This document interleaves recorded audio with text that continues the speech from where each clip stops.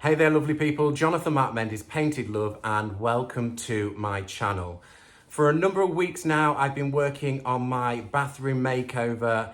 If you haven't caught any of the episodes, I will link in the first part to the description box. There's been 5 up to date, and today's episode is to do with the bathroom. I'm going to create the finer details that I want in the space just to elevate the whole room and make it something rather special. So today, in my rather cold studio, I'm going to create a Italian, French-inspired terracotta indoor hanging basket using this steel cooking bowl. So let's get stuck in.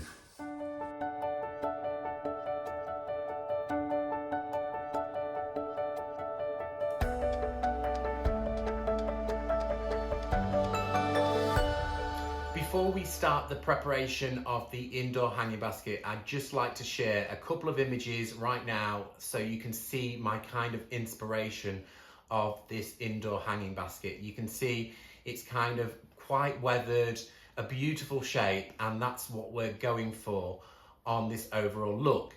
You also might notice in the background I've brought down the bathroom mirror, which needs a slight makeover. The only thing that's wrong with this mirror is the colour of the overall frame. It just looks a little bit insipid on my tile colours. So I'm going to use a product today that was gifted to me by the beautiful Jen Ferguson of Artist Painting Studio. And she gifted me these a while back at PBA, and I haven't had a chance to use them. So it won't be a tutorial. This is a learning process for me. I've got the foil adhesive, which I presume just gets painted on and it goes tacky. And then she gifted me all of these beautiful foils. They're all kind of different in tone. There's a couple of darker ones that I might opt for this. You can see it's just a thin foil which will go over the top, which will completely transform the overall look of that mirror. So that's something that I'll be doing in between drying time on the hanging basket. So the hanging basket, you may have noticed from those shots that of the images that ultimately it is not the same shape. My cooking bowl is not the same shape. So a lot of those hanging baskets have a pointy finial on the bottom. So I thought, what have I got? In all of my scraps, I have boxes of old light fitments and brass items, which I've brought down a few of those items. So this is a brass ceiling rose of a chandelier that was dismantled because it wasn't working, but I kept all of the integral parts, and I thought, well, that's kind of pointy. There is another one here. This is actually plastic, but it will work nevertheless. And I'm thinking that can be added to the bottom of the steel cooking bowl, plus with I'm thinking with a finial, but I've got to drill all of these. Let's see if I can wedge that in. I want that fit, we'll go with that one. Yeah, so that kind of gives you a finial shape underneath. We'll be also adding woodubends to this. I have now got to drill a hole through the centre because this hanging basket is definitely going to need drainage, because if we don't give it drainage, then the water can't escape from this pot and it could really kill the plants that will be living in it. But I thought this is a threaded hollow bar which came from the chandelier. I thought I could basically drill through everything and bring it to the surface and bolt it in, and then water can escape through the centre of that. It's all makeshift. You're going to follow me along. I have no idea. It may change as we go through the process. But there are a few of the things that I'm going to be using. I've now got to drill through this steel bowl, which I think is going to be quite tough because it's really thick. We'll go with the centre first, and then we'll find 3 positions, equal positions, for where the chain is going to hold on to this bowl. Wish me luck, guys.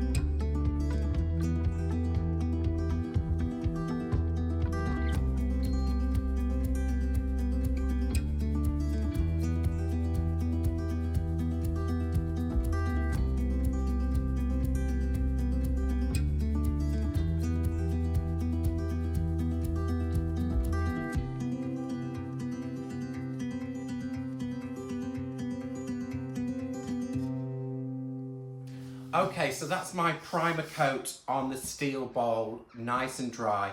I've added this just because I want great adhesion to the surface.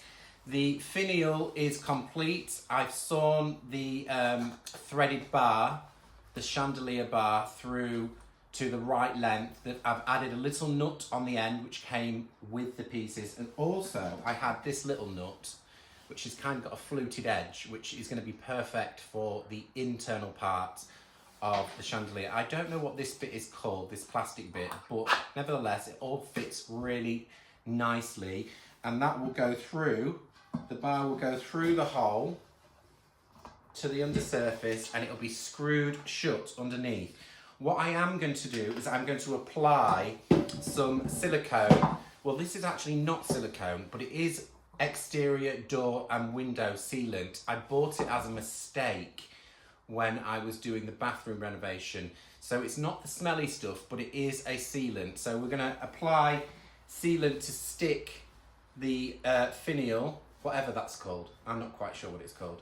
We're gonna stick it in between each layer, already getting it everywhere, and along the top, and on the inside of that nut. I'm going to put plenty around it so that it can seal it shut. So the only access for water is through the little hole in the centre through the threaded bar.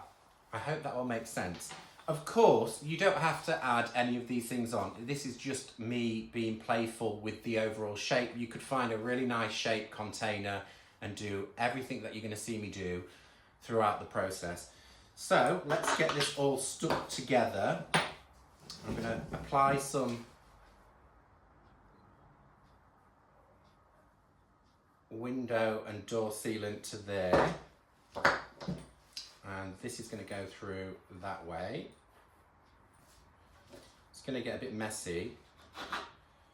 Squish that shut so that makes a nice connection there. And now I'm going to, it might be a little bit difficult to do this on camera with, we're going to go like this, round a nice little rim. This will act as a glue.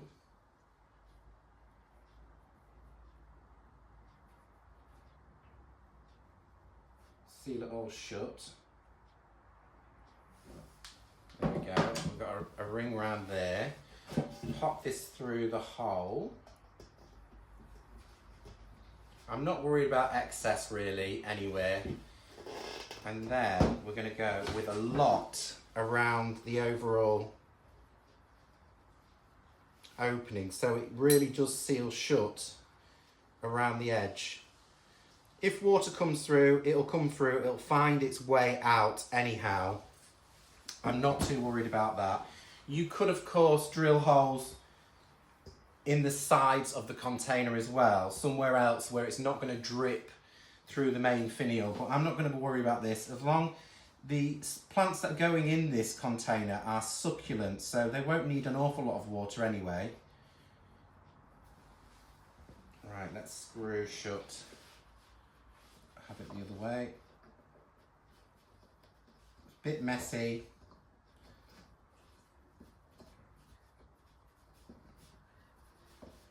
Once we've got it threaded, we'll tighten it from the other end. Right, that's good. I need a cloth just to wipe away excess.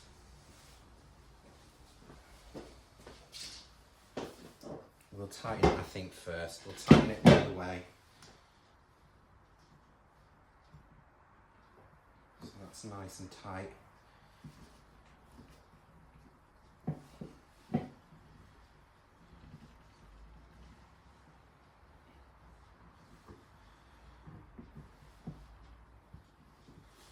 Then we can just wipe away any excess around that lip.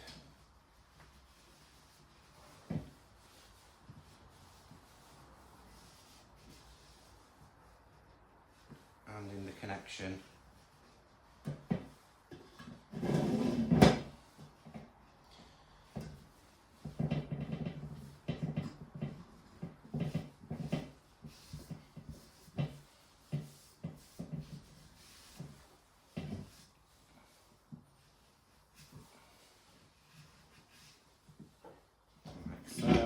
go back inside now.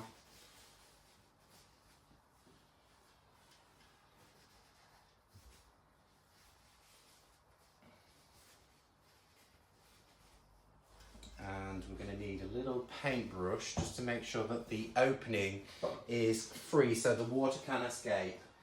So we'll take a little end of a paintbrush, make sure that's nice and clean so there's nothing blocking the opening. There we go.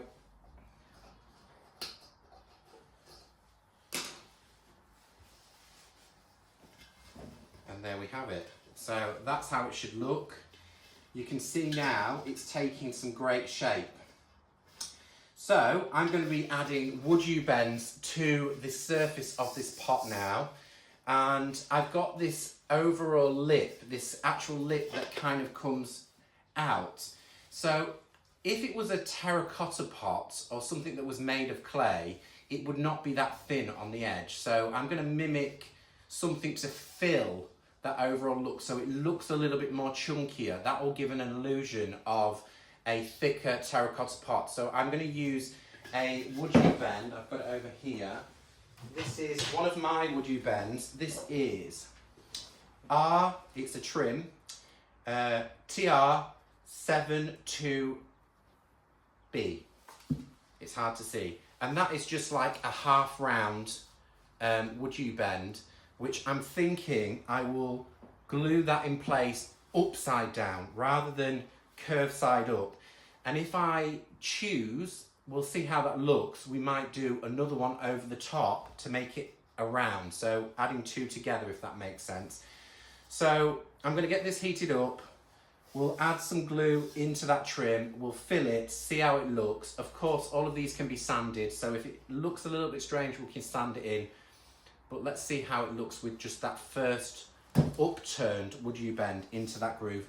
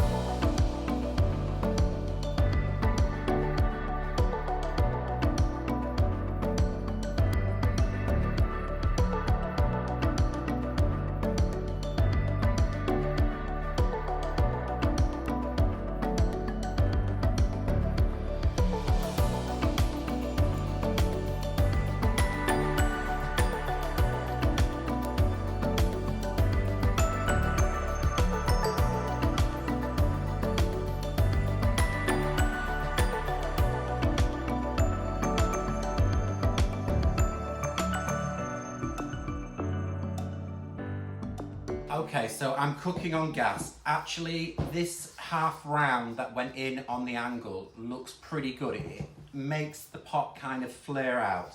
I could have took another piece of half round to there to create more of a bull nose, sort of more of a rounded effect, but I think that might impinge on some of my ideas that I'm going to do over the surface of the pot. So I've pulled out one or two woodubends that I think might really work with the overall design. Remember, this is going to look like terracotta, it's going to look hand molded. So I pulled out my absolute favourite, and this is woodubend 1385, and it looks like that. It's just like a little bit of a wide fleur-de-lis look. It's kind of like that. I love this woodubend. I've used it so many times. It's great at the top of an oval.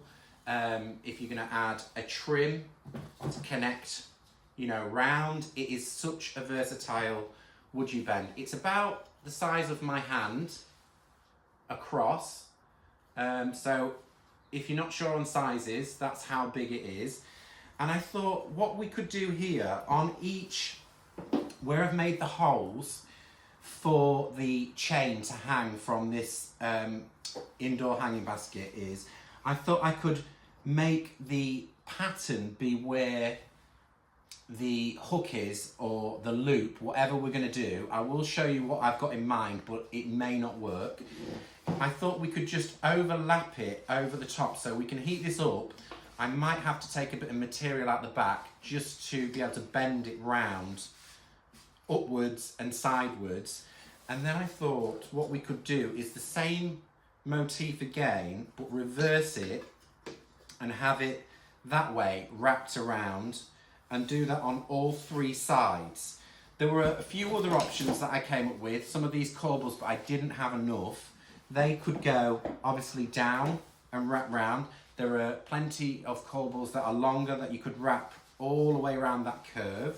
And I do have enough of these leaves. These leaf patterns, which is 1363, I may add somewhere else. I might add just a little bit more detail, but we will work with these ones first, getting them into position, centralised over that hole, and see if we can wrap it up that curve and just have a little lip hanging just above that trim.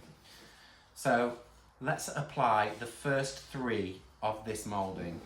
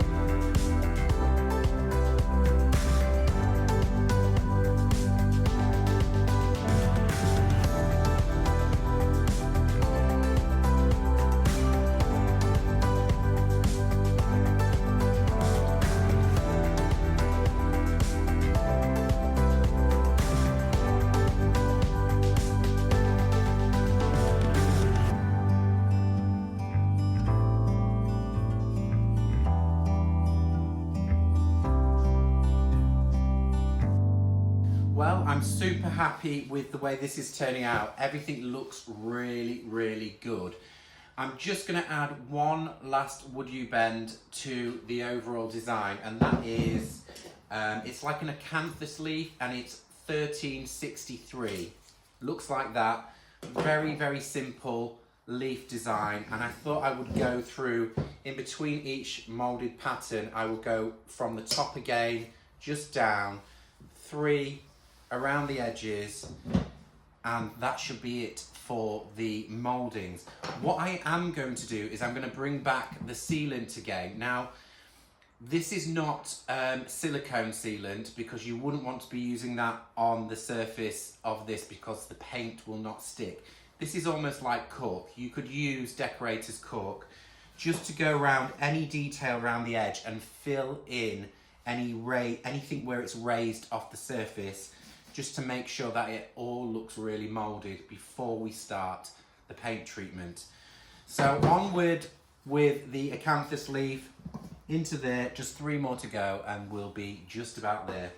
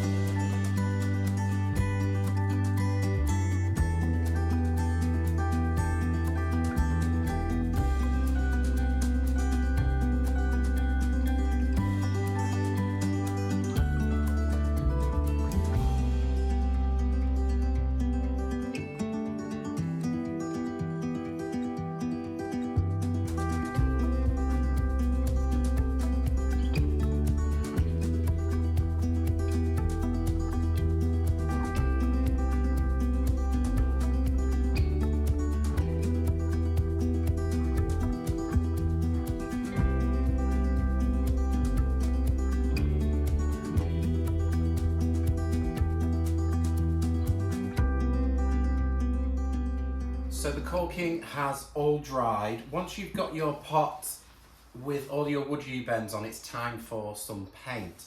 So I mixed up a colour for my bath, which was a mix of paprika red and quite a bit of furl. Here's the residue, there's the leftovers. So I want a little nuance of the bath colour, but this stage it doesn't really matter. It could be any colour, it could be en fleur. You can add the layers of colour later. We're going to be using salt wash to thicken the paint, and you'll want an old chip brush, something with that you're not too bothered about slamming the bristles onto the surface, because it does break the bristles, so not your best Annie brush. So I'm going to add to this colour that I've already made a little bit of paprika, and then whatever's left of that furl. We're going to go for a terracotta colour. So effectively, you could start with en fleur underneath. If you wanted a verdigris finish, en fleur and graphite mixed as this layer, and then you can go over with Provence. There are many different colour combinations. The thing is about terracotta, in our country, in the UK, our terracotta kind of weathers to a slightly greeny tinge, white and green, over that terracotta, because we get a lot of moisture in our atmosphere and it makes almost like a mossy colour that goes over the surface. But we're going to go for a tone that's kind of whitewashed, because in a warmer climate you would have the salts coming through the terracotta and it would look whiter. So I'm going to go for a pale terracotta, but we're going to start off with a darker shade to begin with. Let's see how this mixes together, what we get. I brought en fleur out as well, because en fleur might just make it that little bit more dirtier in its shade. Yeah, we need some more furl, because the furl is going to, basically, it's going to take the warmth out of the paprika. Paprika is generally quite an orangey red colour. So we're going to neutralise that just a little bit to get a really lovely terracotta shade. I'm just using up the leftovers of this can of furl. Nothing goes to waste in my workshop.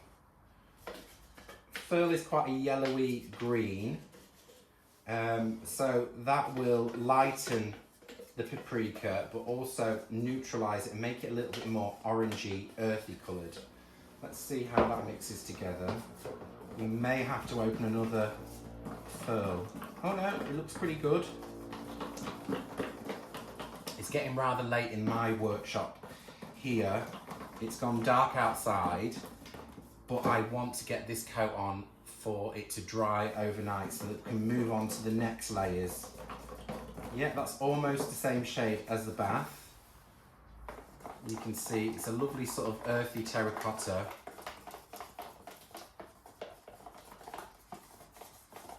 Yeah, I really like that. Do we add a little touch of en fleur? Maybe. Maybe a little touch. Only the smallest smidge. Just to make it a little bit more earthy.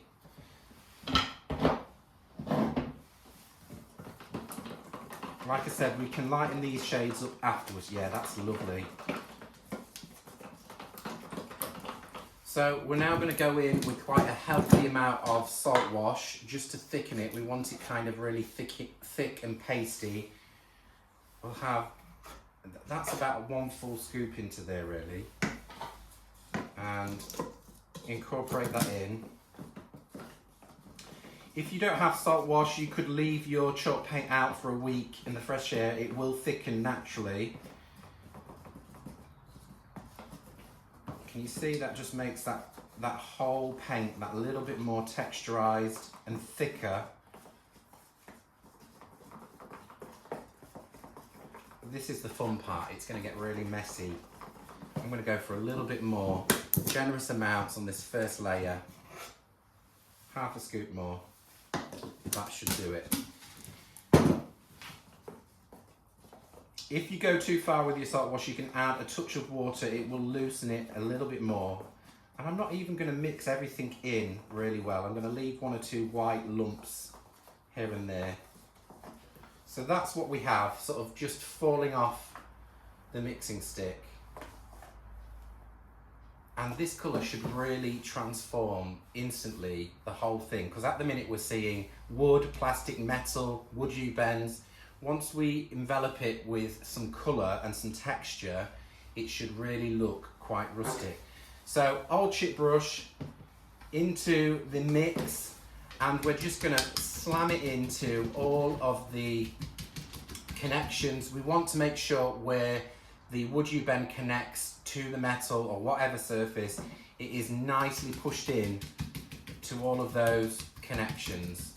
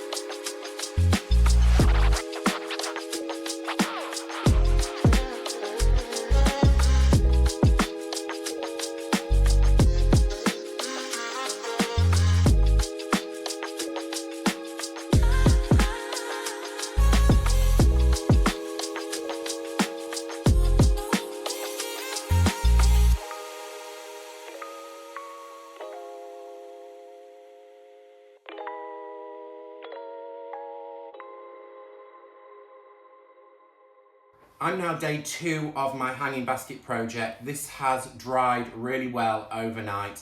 I still haven't yet started the mirror project, which I think I'm going to do in just a short while.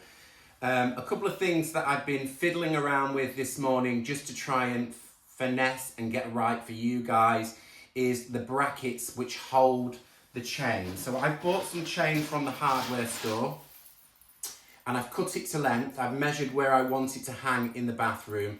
Equally, that reminds me, the hook in the ceiling of the bathroom, I've located a wooden beam in the false roof in the attic space. So that's all secure. I've checked my weights because this is a steel bowl plus the compost plus the plants and the woodubend. It's going to be quite heavy. Also, when you buy your chain, it will give you a weight dimension. So you need to buy a chain which is strong enough to hold the overall weight, and this is more than strong enough. So the attachments, the 3 holes that we made, I've actually come up with an ingenious way of hanging the chain. I had one idea, which I'm going to show you, was one of these plasterboard hooks. Basically, this goes into your plasterboard and you screw it and it splays out. So I was hoping it would work really well through the hole and it would splay out. It just didn't work out right for me. So I had to go back to the drawing board, and I've come up with, as a furniture painter, I've always got loose handles that I've taken off other pieces of furniture. So I found a handle with a loop mechanism and a bolt on the underside. So this is what we've got on the outside. It's a little star design, which I think really adds to it, and it means that it's really wedged into that woodubend.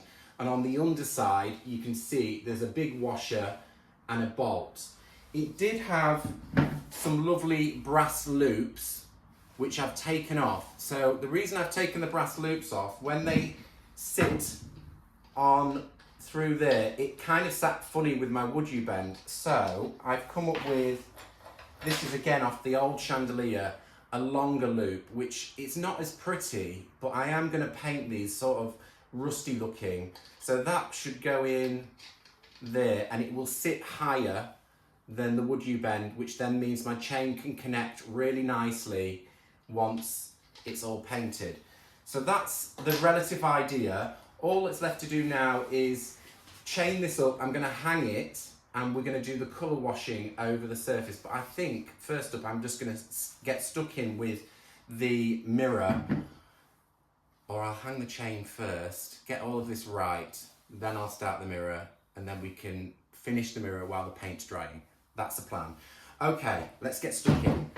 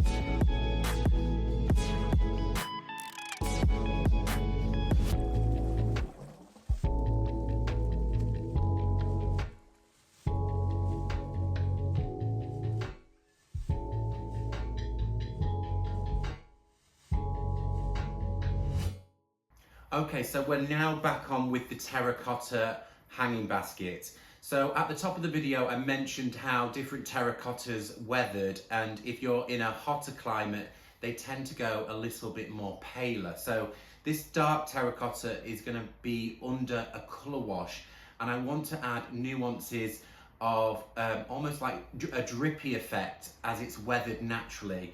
So the colour that I'm going to be using is Annie Sloan Old Ochre. It's slightly warm, but it is a pale, almost like a creamy white. And I'm going to mix up, as you've all seen me do before, a colour wash. I've got a little bit of Old Ochre in the bowl. I'm just guesstimating really, about 50-50. It can go over. I'm going to saturate this in a moment, so that's going to water this paint down as well. I've got a nice soft brush to be able to get into all of the crevices. So I'm just mixing this round. A little bit more water, I think. A large soft bristle brush is probably a good shout when you're doing your colour wash. Can you see that's just kind of falling off the brush? Incorporate it really well. Now, I've got to hang the hanging basket back up at some stage, but I thought it'd be easier to wet the surface this way up, apply the colour wash, and then hang the hanging basket back up and then manipulate it so it can all trickle down. I've got a bucket underneath where I'm going to hang the hanging basket. You could put some sheets down so it can all trickle down. So just be mindful. I'm in my studio. It doesn't really matter about paint residue on the floor, but I'm just explaining that it is a messy job. So that's well incorporated. I'm not going to worry about the hardware that we've got on, the chains. I'm going to be painting over that as a finishing touch. So it's really all about the terracotta. So I'm just going to spritz this down with a plant spray. Really, you really want it saturated. The whole thing into all the details. Don't worry about your paintwork. Just be very careful not to chip it with your fingers. It will hold out, don't worry. I think you've all seen me do colour washes before.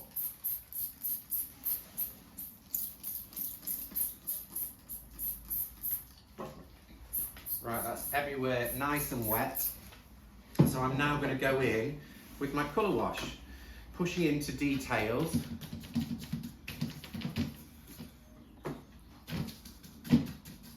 It is messy. I'm going to go into all of the hardware as well. I'm not going to worry about that.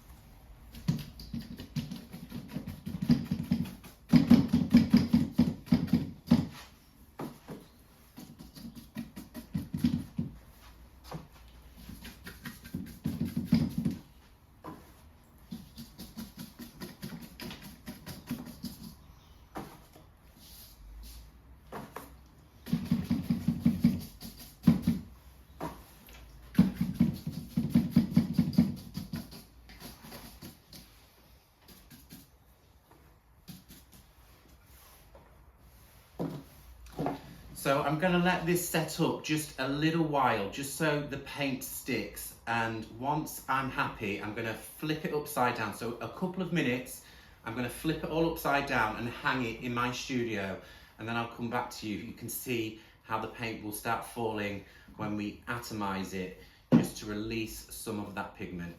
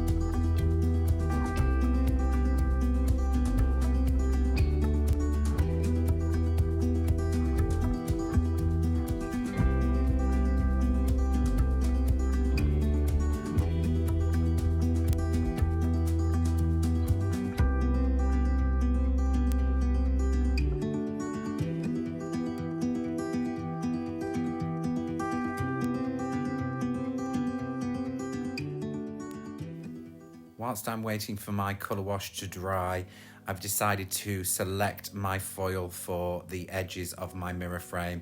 I've selected this quite dark colour. It's almost like tortoiseshell. I really love the finish on this one. So I've gone in with a blade to section it up into little strips to make sure I've got enough for the entire frame. The process is a little bit like gold leafing with gold size. So the medium went on, I've left it to dry for about 60 minutes, and then I'm pressing each segment of foil into the medium. It's nice and tacky, and I've used the back of my fingernail just to make sure that everything's etched into the surface. I suppose this project was probably not the easiest project to start with, having to wrap around those thin edges, but nevertheless it went on pretty well. I had to do a few little touch-ups, but I'm really happy with the end results. So I'm gonna let you just sit back, watch what I'm doing. Oh, whilst I remember, the foils do need a top coat once you've finished them. I did go back in with a touch of Annie Sloan black satin, just a dab here and there where I missed a couple of spots of the gold from underneath, but I think it just added to the overall effect. I absolutely love this product. I can see me using it on a big piece of furniture.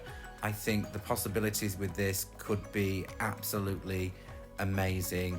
So I will link in the company to the description box if anybody wants to take a look, but I'm sure you will be seeing me use this again pretty soon on a furniture makeover.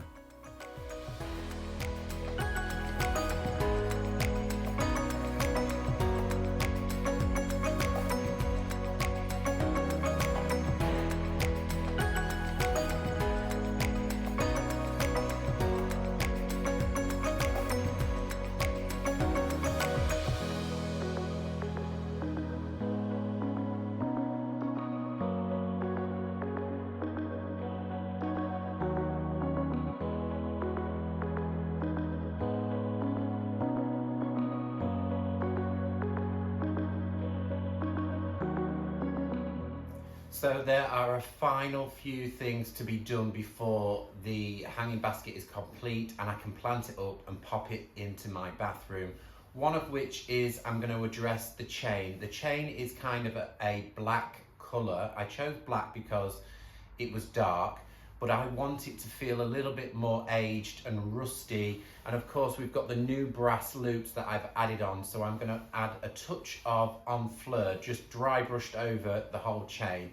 You could seal this with a spray lacquer, an oil-based spray lacquer, and it will hold really nicely. You could also seal the internal part with some spray lacquer, let that dry really well before planting it up. I'm not going to worry about that. Once the soil's in, you're not going to see it, it's going to be quite high up. Alternatively, if you want to bridge the gap between the hole at the bottom, some epoxy resin just to level off the bottom, but I'm quite happy for there to be a little bit of water residue at the bottom. That's like a well which will feed the plants when it dries out. So that's just about it. I'm really happy with the way this has turned out, and the mirror, it looks absolutely gorgeous, all ready for finishing off my bathroom space.